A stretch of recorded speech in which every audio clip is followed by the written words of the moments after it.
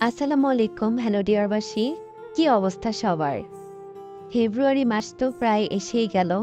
মনে আছে কি সবার? ফেব্রুয়ারি মাসে কিন্তু ভালোবাসা দিবস। আপনাদের ভালোবাসার মানুষদের খুশি করার জন্য আমরা বিভিন্ন ধরনের প্যাকেজ নিয়ে এলাম। প্যাকেজগুলোতে যে ডিজাইনগুলো আছে শুধু সেগুলোই যে আপনাদের নিতে হবে সেটা কিন্তু না।